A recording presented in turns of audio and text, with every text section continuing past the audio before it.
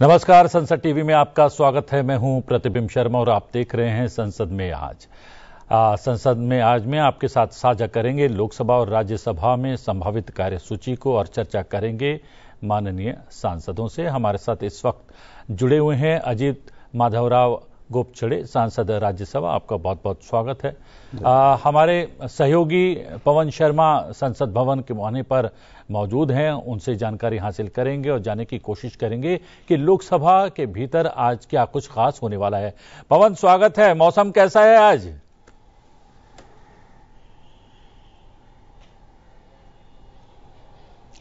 प्रतिबिंब अगर बात करूं तो मानसून सत्र है, जैसा हम जानते हैं, और मानसून की दस्तक पूरे देश में भी है और सब जगह बारिश हो रही है। दिल्ली में भी आज मौसम जो है बारिश का है। अब देखते हैं कि संसद के दोनों सदनों के अंदर ये जो बारिश है क्या उसका असर आता है, क्योंकि बहुत सारे मुद्दे हैं जिसपे विपक्ष की तरफ से लगातार जो है वो मुद्दे उठाए जा रहे हैं। हालांकि अगर मैं लोकसभा की बात करूं तो पिछले कल प्रश्नकाल अच्छे से हुआ, उसके बाद शून्यकाल में सैकड़ों जो सांसद हैं उनको अपनी बात रखने का मौका मिला और बाद में एक जो मणिपुर से संबंधित जो स्टैट्यूटरी जो सांविधिक प्रकल्प है, संकल्प है, उस पे भी चर्चा हुई लोकसभा की। अगर मैं बात करूं, अगर मैं आज की बात करूं तो आज बहुत महत्वपूर्ण होने वाला है प्रतिबिंब। अगर मैं, क्योंकि शुरुआत जो है प्रश्नकाल से होती है, लोकसभा में 20 प्रश्न रहते हैं। आज के अगर मैं प्रश्नकाल की बात करूं तो इसमें जल शक्ति मंत्रालय से संबंधित 9 सवाल हैं, हाउसिंग और अर्बन अफेयर से संबंधित 3 सवाल हैं, रोड ट्रांसपोर्ट से संबंधित और हाईवे से संबंधित 5 सवाल हैं और पावर से संबंधित 1 सवाल है। मतलब सारे के सारे जितने प्रश्न हैं वो जनता से जुड़े हुए सीधे मुद्दे हैं। मैं आपको कुछ बताऊं कि फ्लड कंट्रोल, केरल में जो बाढ़ की स्थिति पूरे देश में है, तो केरल से संबंधित फ्लड का एक प्रश्न है। फिर इंप्लीमेंटेशन अंडर जल जीवन जो मिशन है, सब जगह गांव में जो नलके के जरिए, टैप के जरिए पानी पहुंचाने का मिशन है, जल जीवन मिशन, उसमें इंप्लीमेंटेशन कैसा हो रहा है, उससे संबंधित प्रश्न है, महत्वपूर्ण प्रश्न है। उसके साथ ही इसमें चैलेंजेस क्या आ रहे हैं ग्रामीण क्षेत्रों में, रूरल टैप वाटर जो है जल जीवन मिशन के अंतर्गत वो कैसे पहुंच रहा है, उसमें क्या चैलेंजेस हैं, क्या चुनौतियां आ रही हैं, उससे संबंधित प्रश्न है। सीधा जनता से जुड़ा मामला है, क्योंकि जल है तो जीवन है प्रतिबिंब। इसके अलावा मॉडर्नाइजेशन ऑफ ड्रेनेज सिस्टम की बात है। फिर नेशनल हाईवेज की हालत कैसी है, क्योंकि बरसात के दौरान क्या होता है कि बहुत सारे रोड जो है बह जाते हैं। अगर हम पहाड़ी क्षेत्रों की बात करें, हिमाचल प्रदेश की बात करें, नॉर्थ ईस्ट की बात करें, हालांकि पूरे देश की बात करें, तो जो सड़कों की हालत है वो बहुत बरसात में खराब हो जाती है, उससे संबंधित प्रश्न है। और साथ में जो प्रश्न है वो जो है वो फास्ट टैग से रिलेटेड है, क्योंकि 1 साल के लिए फास्ट टैग की बात है, अगस्त महीने में आने की बात है। और उसके साथ जो रेवेन्यू जनरेट हो रहा है टोल प्लाजाज पे, उस पे आम नागरिकों की तरफ से लगातार सवाल उठाते रहे हैं कि प्रॉफिट में वो कंपनियां चली गई हैं, उसके बावजूद भी टोल टैक्स वसूला जाता है, उससे संबंधित सवाल हैं। तो कुल मिलाकर जनता से जुड़े हुए सवाल हैं और रोड से जुड़े हुए सवाल हैं। तो ये बेसिक नीड्स हैं जो कि प्रश्नकाल में उठना ही चाहिए और हर जनप्रतिनिधि का भी ये मौका मिलता है सरकार से पूछने का प्रतिबिंब। अगर मैं उसके बाद की बात करूं तो अगर पेपर ले होता है उसके बाद प्रतिबिंब लोकसभा में इस बार आज जो है 4 मंत्री जो हैं वो पेपर ले करेंगे, जो सदन के पटल पर रखे जाते हैं। उसके बाद वेलफेयर ऑफ ओबीसीज, उसकी जो कमेटी है उसका जो स्टेटमेंट और रिपोर्ट है वो गणेश सिंह सांसद हैं, उसके अध्यक्ष जो हैं वो पेश करेंगे। उसके बाद स्टैंडिंग कमेटी ऑन फाइनेंस है, वित्त संबंधी जो स्थायी समिति है, उसमें भर्तृहरि मेहताब उसके चेयरमैन हैं, तो वो भी एक रिपोर्ट आज पेश करेंगे। इसके अलावा जो है पवन, 2 महत्वपूर्ण विधेयक भी हैं आज होगा, उसमें 2 मंत्री जो हैं वो स्टेटमेंट रखेंगे। जल शक्ति मंत्रालय के जो राज्य मंत्री हैं राजभूषण चौधरी, वो स्टेटमेंट रखेंगे। और साथ ही जो मुरलीधर मोहोल है, सिविल एविएशन के जो एमओएस हैं, वो भी अपना वक्तव्य रखेंगे। और इसके बाद अगर मैं बात करूं तो 2 बिल लिस्टेड है आज प्रतिबिंब। लोकसभा में 2 बिल लिस्टेड है। पहला बिल जो है वो गोवा विधानसभा में शेड्यूल्ड ट्राइब जो एसटी है उनके प्रतिनिधित्व की बात है, तो उससे संबंधित बिल है, महत्वपूर्ण बिल है। इसको जो कानून मंत्री हैं अर्जुना मेघवाल वो पेश करेंगे, चर्चा की शुरुआत होगी। बड़ा महत्वपूर्ण विधेयक है। और इसमें क्या है कि गोवा विधानसभा की अगर मैं बात करूं तो 40 सीटें हैं प्रतिबिंब वहां पे, और अगर ये एसटी को मिल जाता है, मतलब शेड्यूल्ड ट्राइब से संबंधित, जब क्योंकि 2001 की जनगणना के आधारित ये रिजर्वेशन किया जा रहा है विधानसभा में कि शेड्यूल्ड ट्राइब के जो सदस्य हैं उनकी भागीदारी बढ़े, लोकतंत्र में प्रभावी रूप से शेड्यूल्ड ट्राइब और शेड्यूल्ड कास्ट जो है उसको प्रमोट करने की बातें हैं। तो गोवा विधानसभा में भी उनके लिए सीटों का आरक्षण हो, तो ये बातें हैं। तो 4 सीटों पे प्रभाव पड़ता है गोवा की विधानसभा में इससे, अगर एसटी को वहां पे रिजर्वेशन मिलता है। और इसके बाद जो है पुनर्सीमांकन होगा, मतलब पुनर्सीमन होगा विधानसभा सीटों का, तो 40 सीटें जो वो बढ़ भी सकती हैं, ऐसा भी इसमें प्रावधान है अगर ये बिल लोकसभा से पास हो जाता है। बड़ी बात यह है कि विपक्ष की तरफ से, क्योंकि गोवा में कांग्रेस विपक्ष है, तो उनका कहना है कि बीजेपी अपने राजनीतिक हित के लिए ये सारी चीजें कर रही हैं, परंतु ये सारा मामला एसटी को प्रमोट करने का है, उनको रिजर्वेशन देने का है विधानसभा में। तो महत्वपूर्ण है गोवा के लिहाज से। और दूसरा बिल जो है, जैसा मैं बताऊं कि दूसरा बिल जो है वो द मर्चेंट शिपिंग बिल 2024, ये बिल है, बड़ा महत्वपूर्ण बिल है। दिसंबर 2024 में ये पेश हुआ था। और इसमें क्या है कि जो समुद्री संधियां हैं, जो पोत चलते हैं, मर्चेंटाइजिंग होती है जो इंटरनेशनल लेवल पे, उससे संबंधित ये बिल है। और जो इससे संबंधित एक एक्ट था 1958 का, बहुत पुराना एक्ट है, उसमें संशोधन की बात है, विकास की बात है इसमें। और इसमें सबसे बड़ी बात क्या है कि नेशनल मर्चेंट शिपिंग बोर्ड ये बनाने की इसमें जो है प्रावधान किया गया है इस बिल में। उसमें जो है director general of maritime administration ऐसी पोस्ट होगी, डीजी होंगे उसके। और जो समुद्र से संबंधित और जो भारतीय पोत हैं, चाहे विदेशी पोत हैं, प्रवासी भारतीयों की जो पोत हैं, उनसे संबंधित कोई मामला, तो उसको उनके रेगुलराइजेशन की बातें हैं, उनके पंजीकरण का मामला है, ताकि भारतीय जो पोत व्यवस्था है, जो हमारी जो मर्चेंटाइजिंग का जो व्यापार होता है, वाणिज्यिक व्यापार होता है पोत के जरिए, उसको विकसित करने का और उसको भारतीय स्वरूप देने का और एक अम्ब्रेला के अंडर एकीकृत करने का, सेंट्रलाइज करने का ये एक बिल है।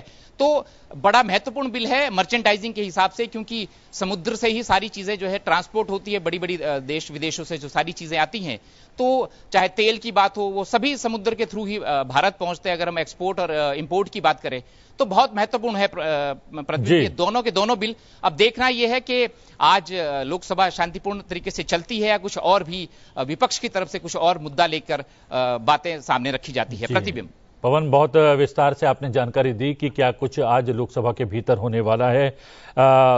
अजीत जी, आप बने हुए थे सदन के भीतर और ऑपरेशन सिंदूर को लेकर 2 दिन जो है गहन विचार विमर्श, मंथन और बातचीत हुई है। कितना महत्वपूर्ण समझते हैं इन 2 दिनों के इस कार्य को और इस महत्वपूर्ण बातचीत को? सबसे पहले तो मैं देश के प्रधानमंत्री नरेंद्र भाई मोदी जी, गृह मंत्री अमित भाई शाह जी और संरक्षण मंत्री राजनाथ सिंह जी का मन से आभार व्यक्त करता हूं, क्योंकि उन्होंने जो, और खास करके विदेश मंत्री श्री जयशंकर जी का, क्योंकि जो बातें विपक्ष ने कहा था कि ऑपरेशन सिंदूर की चर्चा दोनों सदनों में होनी चाहिए, और मुझे ऐसा लगता है कि ये सदन में चर्चा हुई तो सच क्या है ये पूरे दुनिया के सामने आ गया है, जिसमें हमारी सेना के ऊपर हमने अभिमान व्यक्त किया, गौरव व्यक्त किया।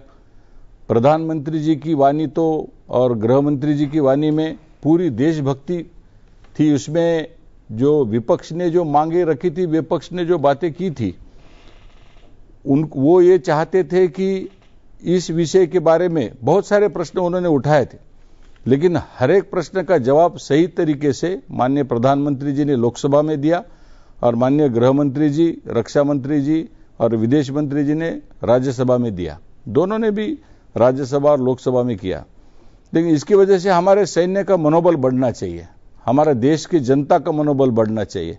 और देश की जो जनता है वो चाहती थी कि हमारे जो शहीद हुए हैं, जितने भी माताओं के सामने, बहनों के सामने गोलियां मारी गई थी, तो लेकिन वो सारी माताएं हर स्टेट की थी। उन्होंने कहा था कि इन दहशतवादियों को, इन आतंकवादियों को उसी तरह से गोली मारकर उनको सजा देना चाहिए। प्रधानमंत्री जी बहुत भावुक हुए थे, मैं देख रहा था संसद टीवी पे, लेकिन प्रधानमंत्री जी ने जो शब्द दिया था हिंदुस्तान की जनता को, उन्होंने कर दिखाया।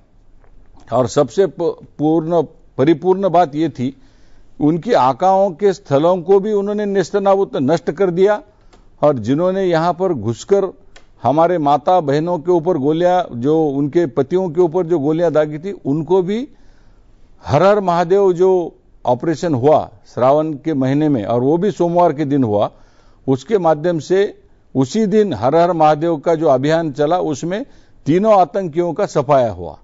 अब ये तो आतंकियों को भी खत्म करना और उनके आकाओं को भी खत्म करना, उनके सारे अड्डों को भी नष्ट करना, ये सिर्फ पुराने जमाने में जब कांग्रेस की सरकार थी, जब विपक्षी की सरकार थी, तब हमने बहुत सारी बातें देखी। रेलवे सीरियल ब्लास्ट था, वाराणसी में बम ब्लास्ट था, हैदराबाद में बम ब्लास्ट था, मुंबई में सीरियल बम ब्लास्ट था, कर्नाटक में था, हैदराबाद में था। 26/11 जैसी एक बहुत ही नृशंस और हमारे लोगों के प्रति बहुत ही दर्द जैसी भयानक घटना हुई थी।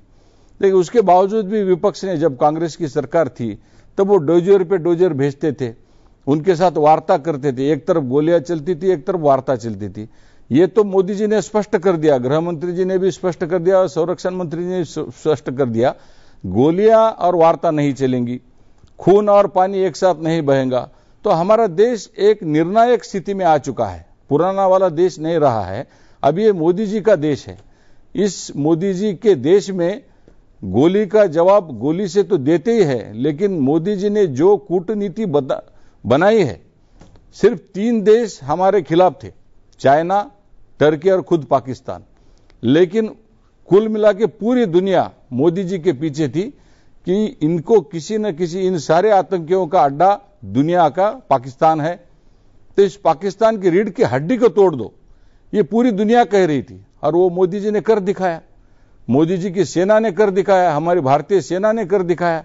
भारत की सेना का अभिमान, हमारी आर्मी है, नेवी है, हमारे एयरविंग है, हमारे आईबी है, रॉ है, गृह मंत्रालय है, जम्मू कश्मीर की पुलिस है, उन सभी का मैं मन से अभिनंदन करना चाहता हूं कि उन्होंने ये कर दिखाया है कि हमारी सेना से लेके पैरामिलिट्री फोर्सेस तक हम सशक्तता से, और कल माननीय अमित भाई ने कहा कि जो हर हर महादेव का जो अभियान चला, जिस तरह का ड्रोन से हमारे सैनिकों को खाना दिया जाता था, ड्रोन से 2-2 दिन तक भूखे रहते थे, निर्जन स्थल पर कहीं ऊंचाई पर जाके छुपे थे आतंकी, तो उनको ड्रोन से खाना खिलाया जाता था। ऐसी अवस्था में जैसे सिकुड़ते थे, जैसे ठंड थी, पीने की व्याकुलता थी, उसी इसमें निर्जन अवस्था काफी ऊंचाई स्थान पर लेके पानी की, अन्न की व्यवस्था देकर उन्होंने उनको ढूंढ के निकाल के उनको मारा।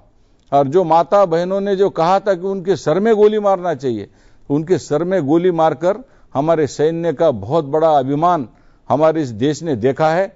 मैं इस आपके संसद टीवी के माध्यम से मैं अपने सैनिकों का, हमारे सारे पैरामिलिट्री फोर्सेस का, तीनों सेनाओं का, आईबी का, रॉ का, देश के प्रधानमंत्री जी का, माननीय गृह मंत्री जी का, रक्षा मंत्री जी का और विदेश मंत्री जी का मन से आभार व्यक्त करना चाहता हूं। इस माध्यम से हमारा देश अभी सशक्त हो चुका है। हमारा देश पुराना देश नहीं रहा है। पुराना देश में बहुत सारी घटनाएं होती थी, पुराने जैसे विपक्षी सरकार थी उस समय बहुत सारी घटनाएं होती थी, लेकिन अब वो घटनाएं पूरी कम हो चुकी है। प्रधानमंत्री मोदी जी ने इस देश को अभी धीरे धीरे आगे लेके जाने की पहल की है। तो क्या माना जाए कि जिस तरीके से वृहद चर्चा हुई है सदन के भीतर, अब ऑपरेशन सिंदूर को लेकर या पहलगाम के आतंकवादी हमले के घटनाक्रम को लेकर अब चर्चा नहीं होगी, पटाक्षेप हो गया है इस पूरे विषय का? देखो, अगर मोदी जी ने भी कहा और गृह मंत्री जी ने भी कहा, हमने तो युद्ध नहीं छेड़ा था, ये आतंकी घटना को एक उत्तर देना था। और प्रधानमंत्री जी का आप वक्तव्य गौर से सुनिए, किसी भी देश के प्रमुख का उनको फोन नहीं आया युद्ध रोको बोल के। जब पाकिस्तान गिड़गिड़ाया, जब पाकिस्तान घुटनों के तल पे आया, उसके बाद प्रधानमंत्री जी ने कहा कि ठीक है भाई वो तो, लेकिन और एक भी बात उन्होंने बताई, उपराष्ट्रपति का फोन आया अमेरिका के, तो प्रधानमंत्री जी पूरे आतंकी अड्डों को नेस्तनाबूद करने के लिए उन्होंने बैठक ले रहे थे, तो उस समय भी उन्होंने उपराष्ट्रपति जी का जो फोन आया था अमेरिका के, उन्होंने बहुत बार फोन किया। जैसे ही बैठक खत्म होने के बाद मोदी जी ने पूछा कि आपने क्यों फोन किया, तो उन्होंने कहा कि पाकिस्तान तुम्हारे ऊपर बहुत बड़ा हमला करने वाला है। ये मोदी जी ने खुद कहा। हमारा छाती, हमारा अभिमान माननीय प्रधानमंत्री जी उन्होंने उपराष्ट्रपति ने उनको ये कहा कि भारत पर पाकिस्तान बहुत कड़ा हमला करने वाला है। तो मोदी जी के शब्द ऐसे थे, मोदी जी ने ऐसा कहा, इसका ये तो बहुत बड़ा, इसका तो हम जवाब देंगे ही, लेकिन ऐसा जवाब देंगे ये जिंदगी भर खड़ा नहीं रह पाएगा। ये ऐसा हिम्मतवान, ऐसा धाड़सी, ऐसा एक विजन वाला प्रधानमंत्री हमने देखा है। और मैं ये कहना चाहता हूं कि ये युद्ध नहीं था। अगर युद्ध होता तो पाकिस्तान दुनिया के नक्शे पे से पूरा खत्म हो चुका था। प्रधानमंत्री जी ने सिर्फ आतंकी कार्रवाई को सिर्फ एक जवाब दिया था। उसके माध्यम से 9 ठिकाने आतंकियों के उड़ा दिए गए, 11 एयर स्ट्रिप्स उनके उड़ा दिए गए, और उसमें से बहुत सारे लश्कर-ए-तोयबा, इंडियन मुजाहिदीन, इनके सारे जो आकाएं थी, जो 26/11 के भी थे, उसमें से सीरियल ब्लास्ट वाले भी थे। हमारे देश में जितने भी बम के धमाके किए थे, जो कांग्रेस के सरकार को करना था, वो मोदी जी ने ऑपरेशन सिंदूर के माध्यम से खत्म कर दिया। तो इसके माध्यम से मैं ये कहना चाहता हूं कि ये ऑपरेशन सिंदूर खत्म नहीं हुआ, ऐसा मोदी जी ने कहा है। ये चेतावनी है, इसलिए चेतावनी है कि आगे आंख उठाकर हमारे हिंदुस्तान के ऊपर अगर आप देखेंगे तो इसका हाल और बुरा हो सकता है। इसलिए पाकिस्तान ने इससे सबक लेना चाहिए। जहां माननीय सांसद अजीत जी से हम लोग चर्चा को आगे बढ़ाएंगे आज के एजेंडे को लेकर, लेकिन आज संसद के मानसून सत्र के दूसरे सप्ताह का चौथा दिन है। सबसे पहले जो है हमने जानकारी हासिल की अपने सहयोगी पवन शर्मा से, और एक बार फिर से एक निगाह डाल लेते हैं आज के एजेंडे पर। आइए जानते हैं दोनों सदनों में सूचीबद्ध कार्यों के बारे में। लोकसभा में आज प्रश्नकाल के दौरान विभिन्न मंत्रालयों से संबंधित प्रश्न पूछे जाएंगे और संबंधित मंत्री उनका जवाब देंगे। लोकसभा में आज जल शक्ति मंत्रालय से राज्य मंत्री राजभूषण चौधरी संबंधित मंत्रालय की अनुदान मांगों 2024-2025 पर जल संसाधन संबंधी स्थायी समिति के दूसरे प्रतिवेदन में अंतर्विष्ट सिफारिशों के कार्यान्वयन की स्थिति पर अपना वक्तव्य देंगे। मुरलीधर मोहोल नागर विमान मंत्रालय से संबंधित अनुदान मांगों 2022-23 पर परिवहन, पर्यटन और संस्कृति संबंधी स्थायी समिति की 334वीं में प्रतिवेदन में अंतर्विष्ट सिफारिशों के कार्यान्वयन की स्थिति पर अपना वक्तव्य देंगे। कानून एवं न्याय मंत्री अर्जुन राम मेघवाल गोवा राज्यसभा निर्वाचन क्षेत्र अनुसूचित जनजाति प्रतिनिधित्व का पुनः समायोजन विषयक 2024 विचार तथा पारित किए जाने के लिए प्रस्तावित करेंगे। पतन पोत परिवहन और जलमार्ग मंत्री सर्बानंद सोनोवाल वाणिज्य पोत परिवहन विधेयक 2024 विचार तथा पारित किए जाने के लिए प्रस्तावित करेंगे।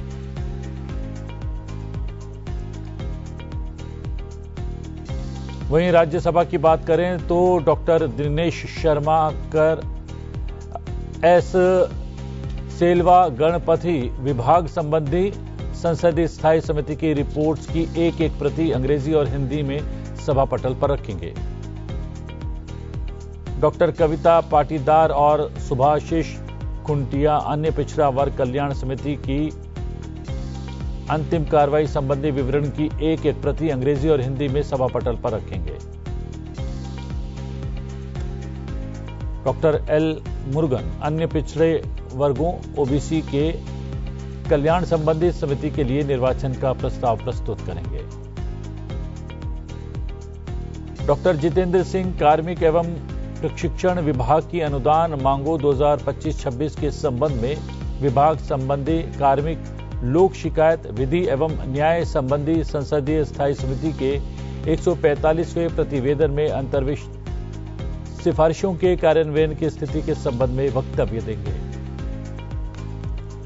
डॉक्टर चंद्रशेखर पेमासानी डाक विभाग की अनुदान मांगों 2024-25 के संबंध में विभाग संबंधी संचार और सूचना प्रौद्योगिकी संबंधी संसदीय स्थायी समिति के दूसरे प्रतिवेदन में अंतर्विष्ट सिफारिशों के कार्यान्वयन की स्थिति के संबंध में वक्तव्य देंगे।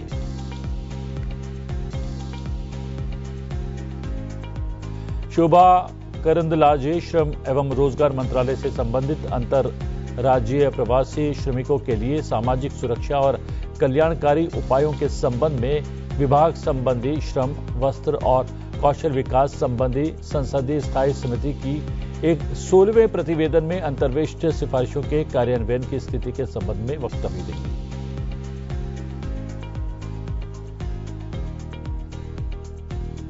अलग अलग सूचियों में दर्ज प्रश्न पूछे जाएंगे और उनके उत्तर भी दिए जाएंगे। इसके अलावा हम बता दें कि केंद्रीय मंत्री सर्बानंद सोनोवाल समुद्र द्वारा मालवहन विधेयक 2025 विचार तथा पारित किए जाने के लिए प्रस्तावित करेंगे।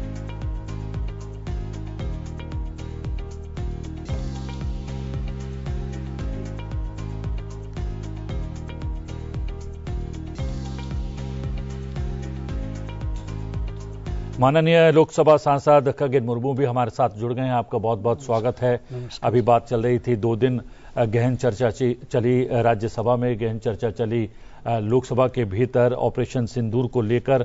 तो मैं पूछ रहा था डॉक्टर अजीत से कि क्या ये पटाक्षेप हो गया है अब ऑपरेशन सिंदूर को लेकर, या पहलगाम को लेकर जो चर्चा थी, जो प्रश्न थे विपक्ष के, अब माना जाए संवेद रूप से वो समाप्त हो गए हैं, संपन्न हो गए?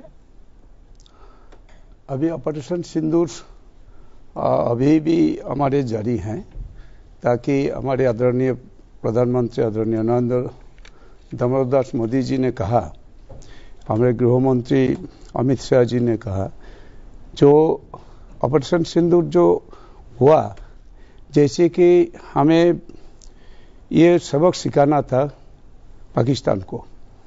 अब अभी भी ऑपरेशन सिंदूर इसीलिए जारी है, अगर वो फिर हमें हमला करेगा, भारत का हमला करेगा, भारत चुप नहीं रह सकता।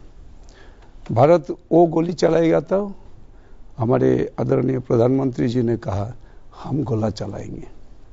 तो इसीलिए ऑपरेशन सिंदूर बहुत जरूरी था हमारे भारत के 25 लोगों को, और जो नेपाल से वो एक था 26 लोगों का, जो जैसे कि जो उनके ऊपर हमला हुआ, उनको खून कर दिया गया चुन चुन के, जाति के नाम से।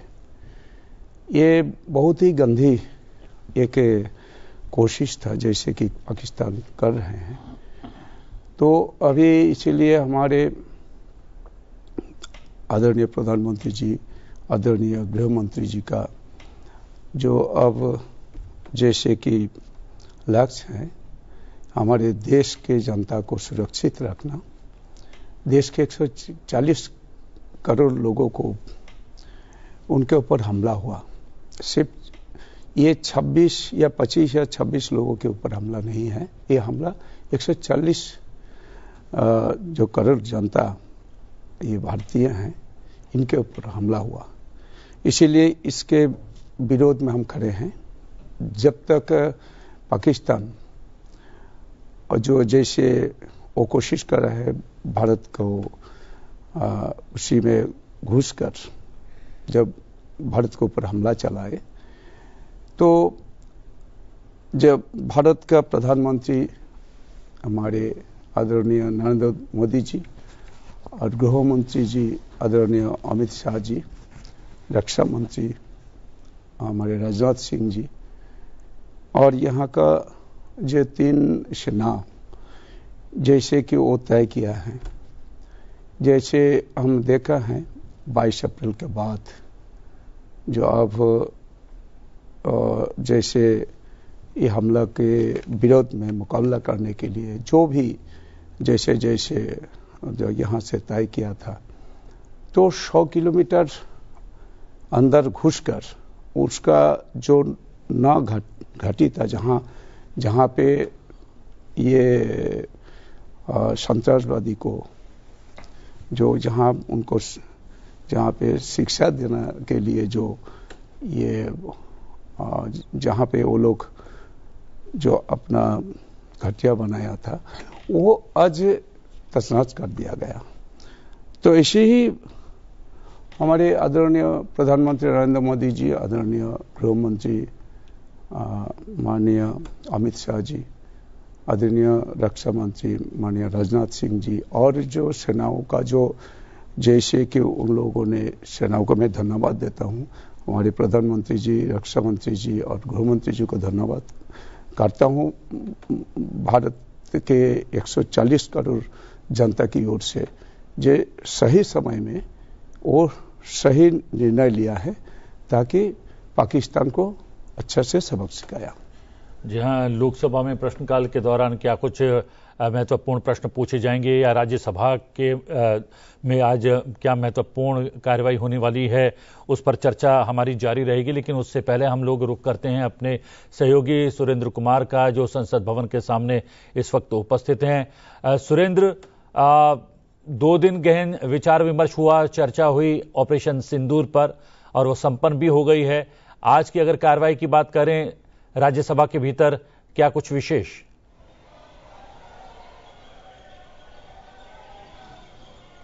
देखिए, राज्यसभा की जो कार्रवाई है उसमें शुरू होगी तो पेपर ले से शुरू होगी, जिसमें 4 मंत्री पेपर ले करेंगे, जिसमें संस्कृति मंत्रालय के लिए गजेंद्र सिंह शेखावत, कार्मिक लोक शिकायत और पेंशन मंत्रालय के लिए डॉक्टर जितेंद्र सिंह, श्रम और रोजगार मंत्रालय के लिए डॉक्टर शोभा कंदलाजे, पर्यावरण वन और जलवायु मंत्रालय के लिए कीर्तिवर्धन सिंह पेपर ले करेंगे। उसके बाद स्थायी समिति की रिपोर्ट पेश की जाएंगी। वित्त संबंधी स्थायी समिति की रिपोर्ट पेश करेंगे डॉक्टर दिनेश शर्मा और ओबीसी कल्याण संबंधी स्थायी समिति की भी रिपोर्ट पेश की जाएगी। इसके बाद प्रश्नकाल पे भी सवाल होंगे। वहीं बात करें तो ओबीसी कल्याण के लिए चुनाव का प्रस्ताव भी डॉक्टर एल मुनुगन रखेंगे इसमें। वहीं महत्वपूर्ण ये है जो आज प्रश्नकाल के दौरान सवाल पूछे जाने हैं। 15 सवाल राज्यसभा में पूछे जाएंगे, जिसमें सबसे इम्पोर्टेंट जो रहेगा वो प्रधानमंत्री कार्यालय के संबंधित रहेगा। पर्यावरण की हम बात करें तो वो इम्पोर्टेंट प्रश्न उससे पूछा जाएगा। परमाणु ऊर्जा और संचार की बात होगी। सवाल के जरिए सरकार से सांसद सवाल पूछेंगे। संस्कृति, पर्यटन और युवा मामलों पर भी आज सवाल पूछे जाएंगे। ये महत्वपूर्ण मंत्रालय हैं जो आज सबसे ज़्यादा फोकस में रहेंगे। अब बात यही रहेगी कि जो इसके अलावा है, अमित शाह भी अपनी एक रिपोर्ट पेश करेंगे, जिसमें मणिपुर वाली रहेगा, जिसमें संविधान के अनुच्छेद 356 के अंतर्गत राष्ट्रपति द्वारा 13 फरवरी 2025 को मणिपुर राज्य के संबंध में जारी उद्घोषण की वैधता को 13 अगस्त 2025 से आगे 6 महीने के लिए बढ़ाए जाने के लिए स्वीकृति प्रदान करेंगे। उसके लिए वो इस सदन में जाएंगे इसकी स्वीकृति के लिए जी। और अंत में अगर हम बात करें बिल और फॉर पासिंग एंड कंसिडरेशन की, तो आज जो बिल आने वाला है वो है समुद्र माल से ढोने को लेकर सर्बानंद सोनोवाल जी इसको रखेंगे सदन में जी। जी बहुत बहुत धन्यवाद सुरेंद्र, जानकारी उपलब्ध करवाने के लिए। हमारे सहयोगी सुरेंद्र कुमार बता रहे थे क्या कुछ आज कार्यसूची में समाहित है राज्यसभा की। और राज्यसभा के माननीय सांसद अजीत गोपछड़े जी हमारे साथ इस वक्त मौजूद हैं। एक विधेयक की भी चर्चा कर रहे थे, जिस पर चर्चा होगी और पारित कराने का प्रयास किया जाएगा। माल वहन विधेयक 2025 कितना महत्वपूर्ण विधेयक? ये तो पहले ही होना था, लेकिन प्रधानमंत्री जी का जो दूरदृष्टि का नेतृत्व है, क्योंकि 7,500 किलोमीटर का पूरा समुद्री तट हिंदुस्तान को लगा है। समुद्री व्यापार ये पूरे अंतर्राष्ट्रीय क्षेत्र में इसको ब्लू इकोनॉमी कहते हैं, लेकिन भारत की संस्कृति के माध्यम से हम इसको जल देवता बोलते हैं। इस जल के माध्यम से जो मिलता है वो व्यापार पुराने जमाने से विक्रमादित्य रहे, शालिवाहन रहे, छत्रपति शिवाजी महाराज रहे, जितने भी हमारे पुराने जो भी योद्धा थे, हमारे जो प्रातस्मरणीय जो थे, हमारे देवता स्वरूप जो नेता थे, उन्होंने छत्रपति शिवाजी महाराज जी ने भी समुद्री व्यापार किया। शालिवाहन के समय में भी हम तो सुवर्ण भूमि थी, रामदेव राय कृष्णदेव राय के समय में भी सुवर्ण भूमि था। तो अभी ये जो सुवर्ण भूमि का काल उस समय का, मोदी जी इस देश को जो 3 ट्रिलियन इकोनॉमी तक जो लेके जाने के लिए जो कर रहे हैं, इसमें समुद्री व्यापार का सबसे बड़ा योगदान रहने वाला है, क्योंकि इसके माध्यम से आंतरिक व्यापार को दर्जा दिया जाएगा, निजी भागीदारी को प्रोत्साहन मिलेगा, रेगुलेटरी फ्रेमवर्क को इसमें स्पष्ट किया जाएगा, ईंधन की दक्षता और पर्यावरण स्थिरता को भी प्राथमिकता दी जाएगी, व्यापार और लॉजिस्टिक की लागत में कमी होगी। इसमें वैश्विक प्रतिस्पर्धा में भारत बहुत कुछ आगे आ सकता है। भारतीय बंदरगाह अच्छी तरह से पूरे डेवलप होने वाले हैं। इसके माध्यम से हम जो विनिर्माण का जो हब होता है, भारत अब विश्व का इस क्षेत्र में विनिर्माण का हब बनने जा रहा है। सबसे तेज, सस्ता, पर्यावरण मित्र लॉजिस्टिक नेटवर्क ये हमारे माध्यम से, समुद्री व्यापार के माध्यम से होने वाला है। तो ये जो वैश्विक समुद्री व्यापार है, ये हमको प्रतिस्पर्धी और आत्मनिर्भर बनाने में, जैसा पुराने जमाने में हिंदुस्तान सुवर्ण भूमि था, उसी सुवर्ण भूमि को मोदी जी ने अभी 3 ट्रिलियन इकोनॉमी और बाद में देश पूरी दुनिया में सबसे बड़ी महासत्ता बनाने के लिए ये समुद्री व्यापार जो है, ये बहुत ही बड़ा शिपिंग का जो बिल आ रहा है, उसमें गुड्स और बोलते carriage of goods by sea act, इसको हटाकर, ये 1950 का पुराना कानून है, लेकिन अब carriage of goods by bill, sea bill 2025 का बिल आ रहा है। मुझे ये लगता है कि देश की जनता ने भी इसके ऊपर पढ़ना चाहिए, क्योंकि समुद्र को संपत्ति मानने वाले जो उतने पूरे देश, जो पाश्चिमात्य जो देश है, जो समुद्र हमारी देवता है, इस समुद्र के माध्यम से बहुत बड़ा व्यापार हमको मिलने वाला है। पुराने कानून हट जाएंगे, नए कानून आएंगे और अंतर्राष्ट्रीय क्षेत्र में इस समुद्री व्यापार के माध्यम से फिर से मोदी जी के माध्यम से हम भारत को एक महासत्ता बनाने की तरफ एक बहुत बड़ा पहल हम रखने वाले हैं, ऐसा मुझे कहना है। जी, खगेन जी, जो जिसका जिक्र किया वो सुनकर मेरे रोंगटे भी खड़े हो गए। हमारे पूर्ववर्ती राजाओं का जिक्र किया और उन्होंने किस तरीके से समुद्र के माध्यम से हमारा व्यापार जो है वैश्विक स्तर तक फैलाया था। माना यह जाता है कि 36% जो अर्थव्यवस्था, वैश्विक अर्थव्यवस्था है, उसमें 36% की भागीदारी भारत की थी और वो उसका आधार था सामुद्रिक व्यापार। कितना महत्वपूर्ण होता है सामुद्रिक व्यापार? ये तो बहुत ही महत्वपूर्ण विषय है। हमको तो ऐसा ही कहा संसद जी ने, जैसे कि आज जो बिल लाने वाला है हमारे माननीय मंत्री सर्बानंद सोनोवाल जी ने ला रहे हैं, इस बिल इससे पहले भी होना चाहिए था। तो अभी क्या हुआ, जो 1958 के पुराना कानून को निरस्त करना इस बिल में जो है, और नया समुद्री कानून लागू करना, ये बहुत महत्वपूर्ण है। और ये अंतर्राष्ट्रीय नौवहन दायित्व को पूरा करना, ये हमारे ये देश के लिए, देश के जनता के लिए जो महत्वपूर्ण, जो हमारे देश के माननीय प्रधानमंत्री आदरणीय नरेंद्र मोदी जी को, आदरणीय नरेंद्र मोदी जी का नेतृत्व में जैसे कि जो आज देश इसको आगे बढ़ाने के लिए सबका साथ, सबका विकास, सबका विश्वास, सबका प्रयास के संकल्प में लेके जैसे कि आगे बढ़ने की कोशिश कर रहे हैं हमारे आदरणीय प्रधानमंत्री जी, ये इसका एक आप बोल सकते हैं, इसको भी एक नया पदक्षेप है। जैसे कि हमारे ये जो ब्लू इकोनॉमी को बढ़ावा देना और नौवहन सुरक्षा और समुद्री व्यापार में भारत की भूमिका मजबूत करना, ये जो सरकार का जो निर्णय है, यह हमारे आदरणीय प्रधानमंत्री नरेंद्र मोदी जी का जो निर्णय है, ये बहुत महत्वपूर्ण है हमारे देश के जनता के लिए। समुद्रिक जो व्यापार को फिर आगे बढ़ाने के लिए जो जैसे कि वो निर्णय लिया है, ये बहुत महत्वपूर्ण है। जी, आप महत्व की बात करें और बहुत महत्वपूर्ण समय होता है दोनों सदनों के भीतर प्रश्नकाल का।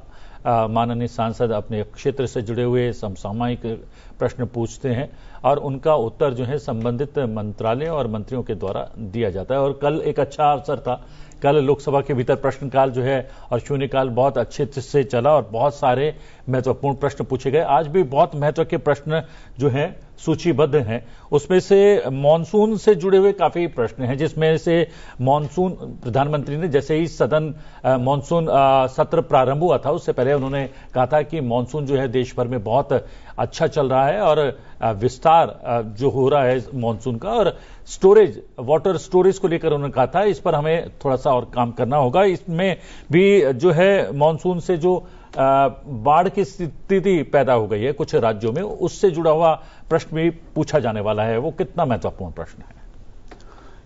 ये जी गगन जी, इनके लिए आपके लिए हाँ, मैं एक्चुअली जो बाढ़ जैसे कि जो आप जैसे बाढ़ के स्थिति बारे में आप पूछ रहे हैं वो ठीक है, आज भी इसके बारे में चर्चा होगी सदन में। तो मतलब ये बाढ़ इतना ही जो आज ये परेशानी पैदा करता है, बाढ़ से बहुत हमारे जमीन चला जा रहा है।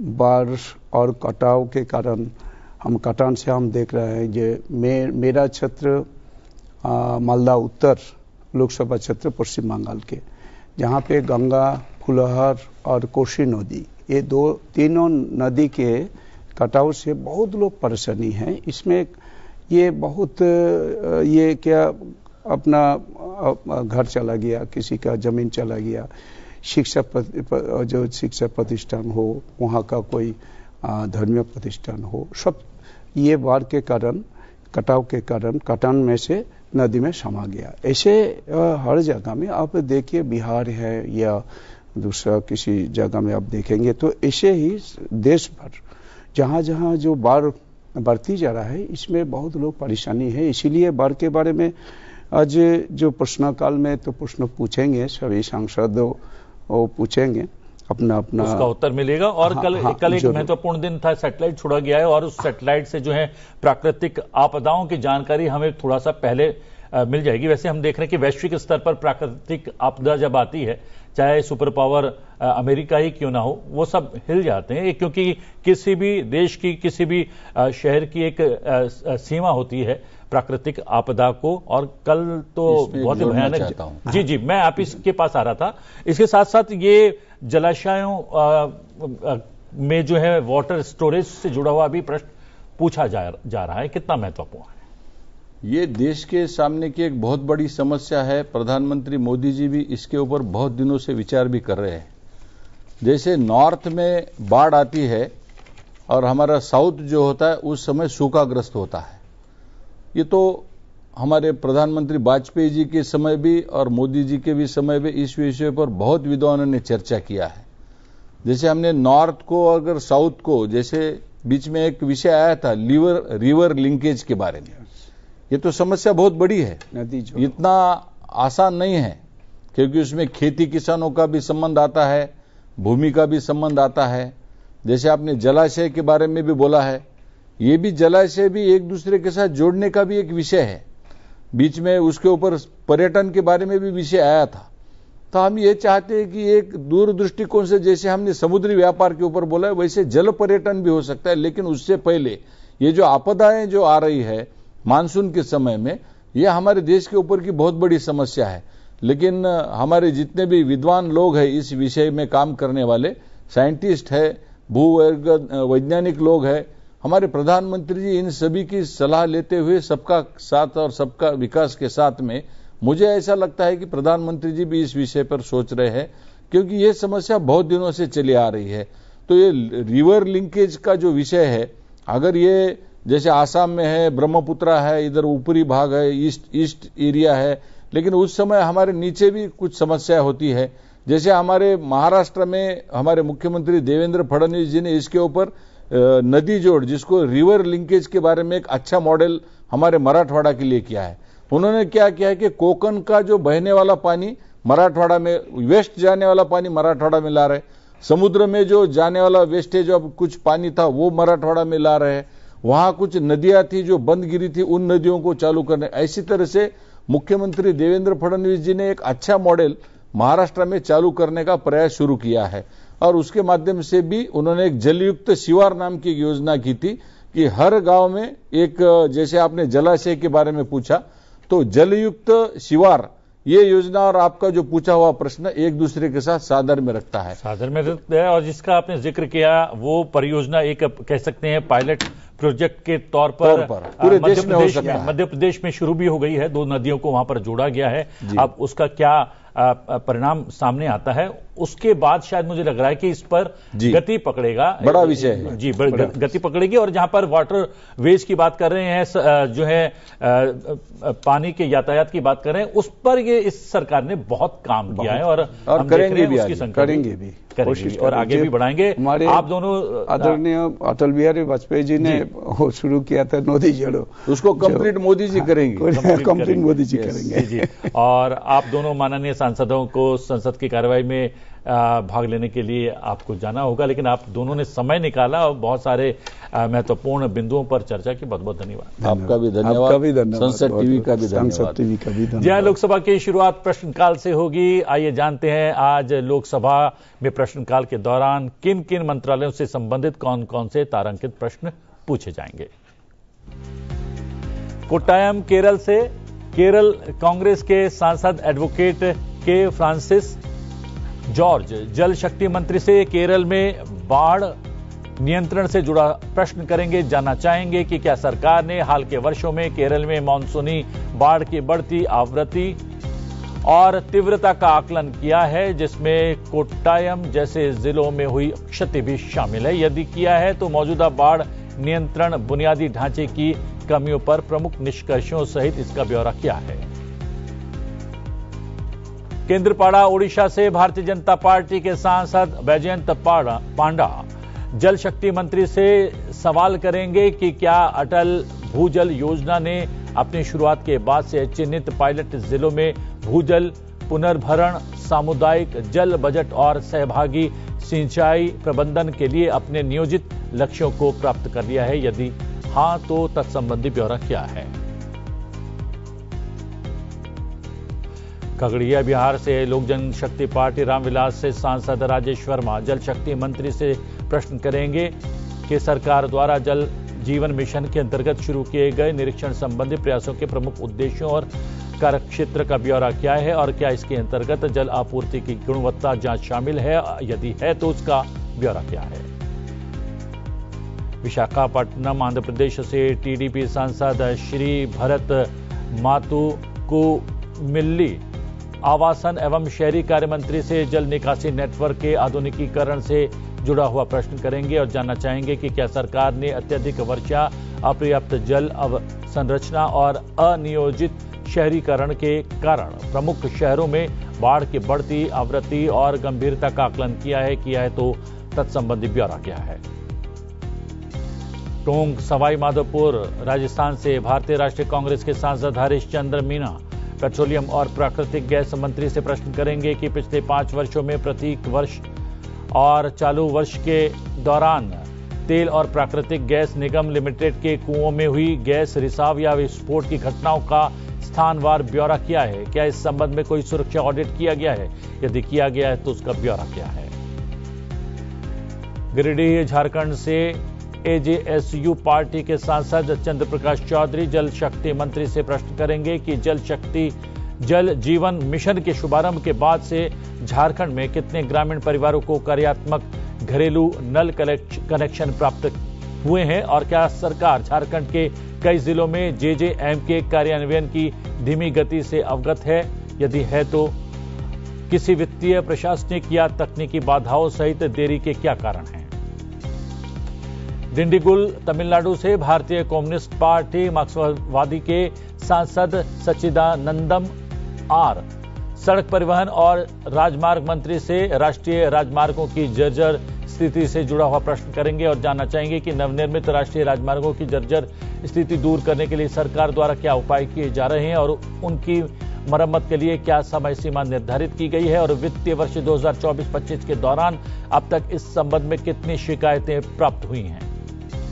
बठिंडा पंजाब से शिरोमणि अकाली दल की सांसद हर सिमरत कौर बादल जल शक्ति मंत्री से प्रश्न करेंगे कि जल शक्ति अभियान के आरंभ से इसके अंतर्गत विभिन्न राज्यों विशेषकर पंजाब को आवंटित और उपयोग की गई धनराशि का ब्यौरा क्या है और वर्ष 2025 के दौरान जल शक्ति अभियान के अंतर्गत पंजाब में चिन्हित अति दोहित, गंभीर और अर्ध गंभीर जिलों का ब्यौरा क्या है। वर्धा महाराष्ट्र से राष्ट्रवादी कांग्रेस पार्टी शरद चंद्र पवार के सांसद अमर शरद राव काड़े जल शक्ति मंत्री से स्वच्छ सर्वेक्षण ग्रामीण 2025 से जुड़ा हुआ प्रश्न करेंगे। वो जानना चाहेंगे कि स्वच्छ सर्वेक्षण ग्रामीण 2025 के अंतर्गत कितने गांवों, जिलों और राज्यों, संघ राज्य क्षेत्रों को शामिल किए जाने की उम्मीद है और गांवों, जिलों और राज्यों, संघ राज्य क्षेत्रों को रैंकिंग प्रदान करने के मापदंड क्या हैं।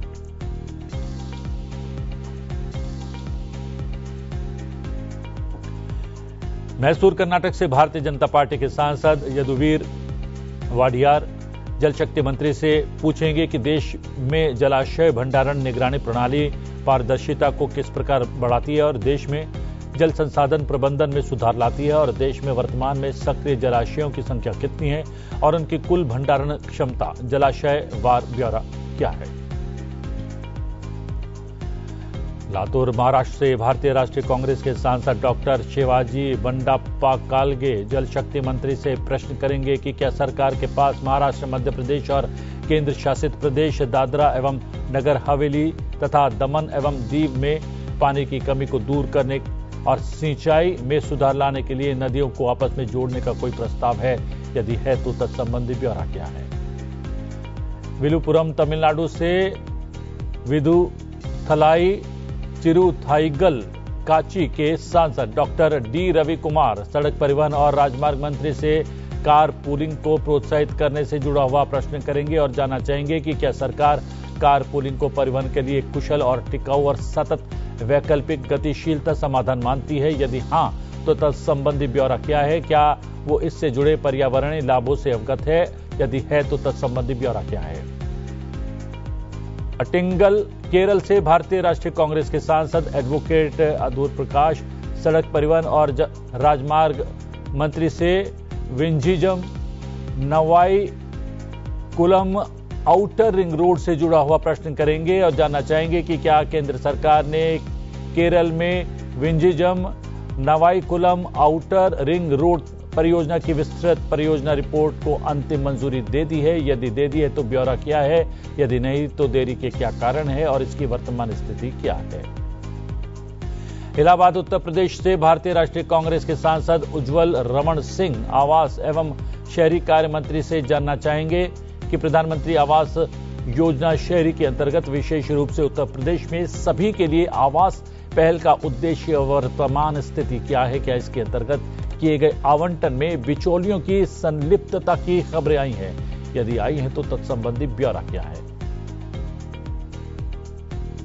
विजयनगरम आंध्र प्रदेश से टीडीपी सांसद अप्पल नायडू कलिसेट्टी आवास एवं शहरी कार्य मंत्री से जानना चाहेंगे कि आंध्र प्रदेश में स्वच्छ भारत मिशन शहरी के अंतर्गत वर्ष 2014-15 से अब तक वर्षवार और जिलावार कुल कितनी धनराशि आवंटित, जारी और उपयोग की गई है। राज्य में इसके अंतर्गत निर्मित व्यक्तिगत घरेलू शौचालयों, सामुदायिक शौचालयों और सार्वजनिक शौचालयों की जिलावार संख्या कितनी है और इसके लिए निर्धारित लक्ष्य क्या है और क्या उपलब्धियां हासिल की गई हैं।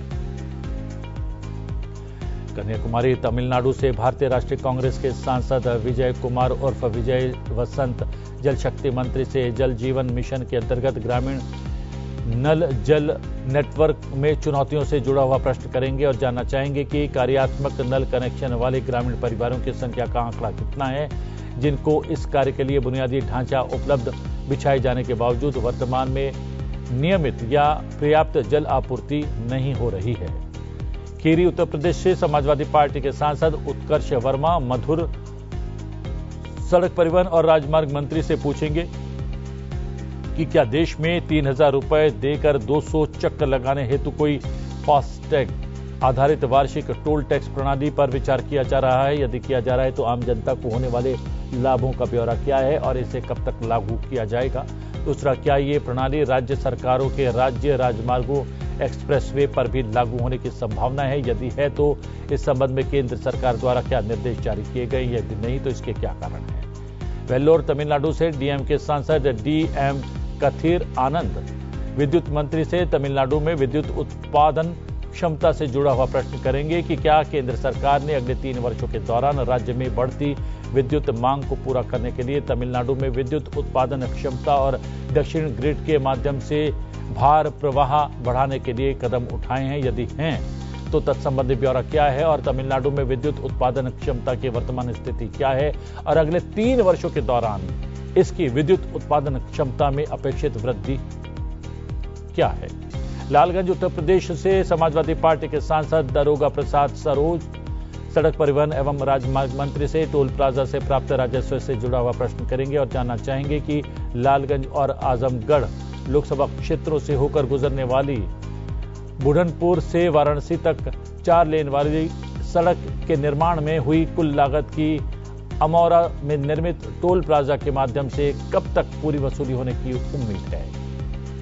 नीलगिरी तमिलनाडु से द्रविड़ कशगम के सांसद ए राजा सूक्ष्म लघु एवं मध्यम उद्यम मंत्री से एमएसएमई को ऋण सहायता संबंधी प्रश्न करेंगे और जानना चाहेंगे कि क्या सरकार ने एमएसएमई की ऋण तक पहुंच बढ़ाने के लिए किसी नीति की घोषणा की है? यदि की है तो उसका ब्यौरा किया है और बजट में घोषणा के बाद पिछले 3 महीनों के दौरान 5 लाख रुपए तक की ऋण सीमा वाले कितने व्यापार क्रेडिट कार्ड जारी किए गए हैं? लोकसभा में मानसून सत्र के दौरान प्रश्नकाल में नागर विमानन, खाद्य प्रसंस्करण उद्योग, आवासन और शहरी कार्य, जल शक्ति, सूक्ष्म लघु और मध्यम उद्यम, पेट्रोलियम और प्राकृतिक गैस, विद्युत, सड़क परिवहन और राजमार्ग और जनजातीय कार्य मंत्रालय से संबंधित कुल 20 मौखिक प्रश्न पूछे जाएंगे। इसका जवाब संबंधित विभाग के मंत्री देंगे।